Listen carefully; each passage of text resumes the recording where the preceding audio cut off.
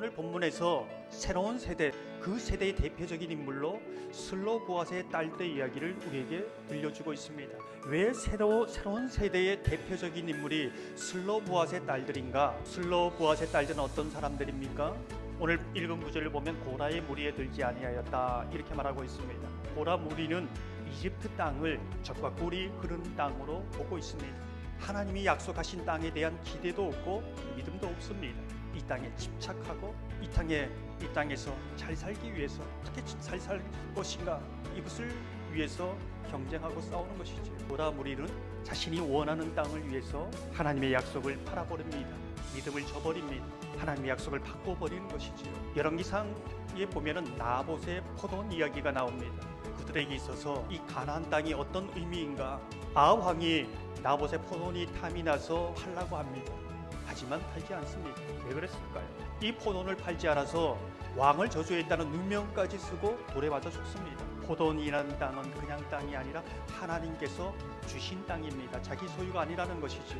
구약에서 땅의 의미는 하나님의 약속, 하나님의 말씀, 하나님의 법을 의미합니다. 사고 팔 수 있는 것이 아니라는 것입니다. 내 소유가 아니라는 것이지요. 하나님의 소유를 자기의 소유로 생각합니다. 사고 팔 수 있다고 생각합니다. 자기 마음대로 바꾸고 하나님의 법을 변절시켜버립니다.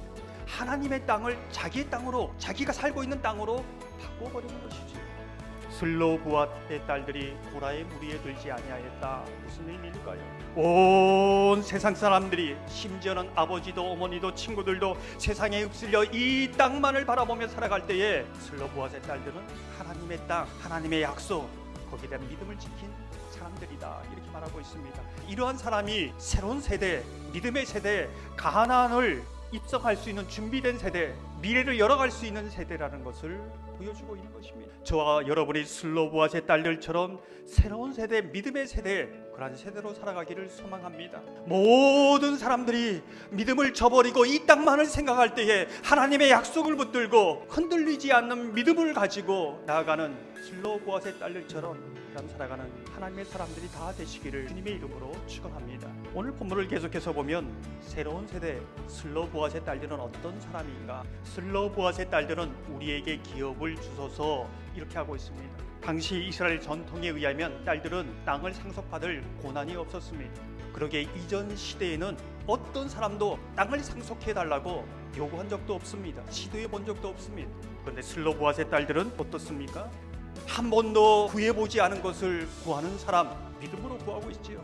한 번도 시도해보지 못한 것을 믿음으로 시도해보는 사람, 한 번도 가보지 않은 길을 믿음으로 개척해가는 사람, 한 번도 꿈꿔보지 못한 것을 믿음으로 꿈을 꾸는 사람, 그 사람들이 슬로보아스의 딸들이었습니다. 이 사람들이 새로운 세대요, 믿음의 세대요, 하나님의 약속을 성취해가는 세대요, 하나님의 가나안 땅을 밟을 수 있는 사람들이다. 성경은 그렇게 우리에게 말해주고 있는 것입니다.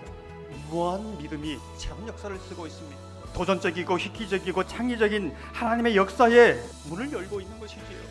슬로보아스의 딸들, 더하신다, 더함의 신앙을 가진 사람이다 이렇게 말하고 싶습니다. 슬로보아스의 딸들, 인간적으로 보면 어떤 사람들입니까? 아무것도 남은 것이 없지요. 가족도 없고 땅도 없고 붙잡을 것도 없는 인생 아닙니까? 그 인생 속에 새로운 유의 역사, 창조의 역사가 나타납니다. 전혀 아무것도 없는 것에서 모든 것을 가진 자처럼 그렇게 살아가는 것이지요. 이게 더함의 신앙입니다. 성경에 보면은 여러 가지 복의 종류가 있는데 아시라라는 복이 있습니다. 그것은 내가 무엇을 가졌던 그것이 복이 되는 것입니다. 복으로 바꾸어 주시는 것이지요. 바울은 육체의 가시가 있어 마이너스 인생이지요. 하지만 그것으로 더욱 겸손히 평생 하나님의 은혜를 의지하며 살았기에 더함의 신앙이 되었습니다. 그가 어떤 상황에 있든지 무엇을 가지고 있든지 어떤 삶을 살든지 하나님의 은혜 안에 있으면, 하나님의 말씀 안에 있으면, 그 믿음으로 산다면 모든 것이 복이 된다는 것이 하나님이 말씀하시는 복입니다. 더함의 신앙을 다른 말로 하면 창조의 신앙이다 이렇게 말하고 싶습니다.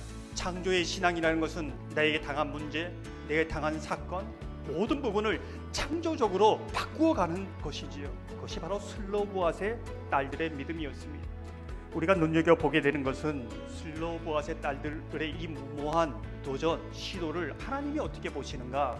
모든 사람들이 틀렸다, 잘못됐다, 잘못된 요구다 할 때 하나님은 옳다라고 말하고 있습니다. 우리는 코로나 이후 저마다 한 번도 가보지 못한 길을 걷는 사람들이라 할 수 있습니다. 이러한 시대에 슬로보아스의 딸들의 믿음이 필요합니다. 새로운 길을 만들고 하나님 나라의 새로운 법을 만들고 하나님 나라의 새로운 역사를 써가는 기로 삼아야 한다는 것이지. 한 번도 시도하지 않은 것을 시도하고 구해보지 않은 것을 구하고 한 번도 가보지 않은 길을 개척해가는 더함의 신앙, 창조의 신앙으로 함께 나가야 한다는 것을 말해주고 있습니다. 슬로보아스의 딸들 이야기는 오늘 본문뿐만 아니라 민수기의 마지막 장 36장에 다시 한번 다루고 있습니다. 왜 다시 한번 다루고 있을까? 결혼 문제에 대해서 하나님께서 말씀하고 있습니다. 여성으로 일생일대의 중요한 문제이지요. 그런데 다른 지파에게 시집가지 말고 그 종족 므낫세 지파에게만 시집가라. 슬로보아스의 딸들이 하나님의 그 요구에 순종해 갑니다. 그리고 민수기는 마치는 것이죠. 광야 1세대는 불순종의 세대입니다. 하나님께 요구만 했습니다. 주시지 않는다고 원망과 불평을 했습니다. 그러나 하나님이 말씀으로 요구할 때 단 한 번도 제대로 순종하지 않는 세대였습니다. 근데 믿음의 세대 슬로보아스의 딸들은 어떤 사람입니까? 믿음으로 요구해서 하나님의 응답을 받는 사람들입니다. 믿음으로 요구할 뿐만 아니라 하나님의 요구에 순종하는 그러한 세대라는 것입니다. 이 세대를 통하여 하나님의 역사를 이루어간다는 것이지. 저와 여러분이 슬로보아스의 딸들처럼 새로운 세대, 개혁 세대, 믿음의 세대, 하나님의 약속에 희망을 거는 세대가 되기를 소망합니다. 슬로보아스의 딸들처럼 한 번도 구하지 않은 것을 구하고 응답받고 또 하나님의 요구에 정말 순전하게 순종함으로 우리에게 예비하신 그 약속하신 그 하나님의 역사를 기대함으로 나아가는 하나님의 사람들 다 되시기를 주님의 이름으로 축원합니다.